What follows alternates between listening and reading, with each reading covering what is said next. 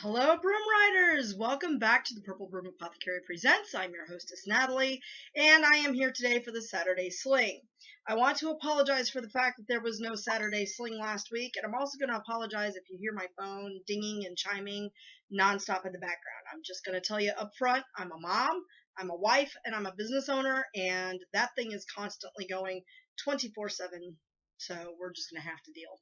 At least I managed to let the dogs outside for a little bit, so you won't hear that barking in the background. But I do have to go see a client for my primary business. But I wanted to make sure that I got you guys a Saturday Sling. Now today I'm going to be using the Halloween deck by I cannot remember the name of the person who does this deck. Hold on one second.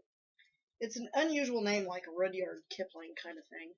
It is Karen Lee and Kipling West are the creators of this deck. It is a really beautiful deck, and I really like it. I got it for my birthday from Sunshine Morning Ray a few years back. I haven't used the deck a whole lot because I use it for special readings, and I have another deck that I use pretty much daily. But I really enjoy this deck. What's unusual about this deck is that it doesn't follow the typical suits in terms of wands and swords, pentacles, and cups. It goes ghosts, bats, imps, and pumpkins. Pumpkins are your pentacles, ghosts are cups, the imps are wands, and the bats are swords. So that's how this deck goes. Now the deck is really nice. The cards are big. They're playing card consistency, so they're relatively easy to shuffle. But today we're going to do our one card draw and see what we get. And today we get the Queen of Ghosts, and she's in the reverse position. So let's take a look at the Queen of Ghosts. So representing the Queen of Cups, this deals with interpersonal relationships, how you see each other. As you can see, she seems to be holding court.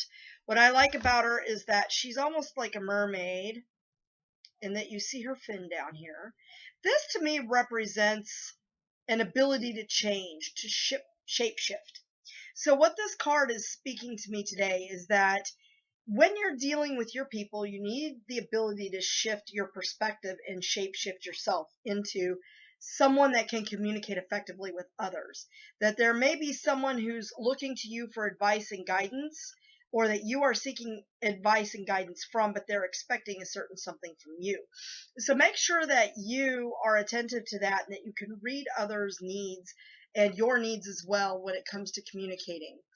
Dealing with water, of course, you see a lot of symbols. The ghost here is holding a fish. She's got the scales and the fin. There's water here in the background. Like water, we need to be able to flow. And especially when it comes to dealing in our interpersonal relationships. Things tend to ebb and flow, ebb and flow. And the Queen is one who commands that ebb and flow well and is an excellent communicator. However, she can also be overly protective and a little bit on the jealous side. So make sure that you're tempering that when you deal with this individual. Recognize where she's coming from, or if you are her, where you are coming from and where your emotions are stemming from. What is the source of the spring of your emotions? Because that could be affecting how that interpersonal relationship goes. So make sure that you can adjust yourself to the situation and shift yourself into the frame of mind needed to be an effective communicator and a guide and a leader in the relationship, because that's what this card speaks to.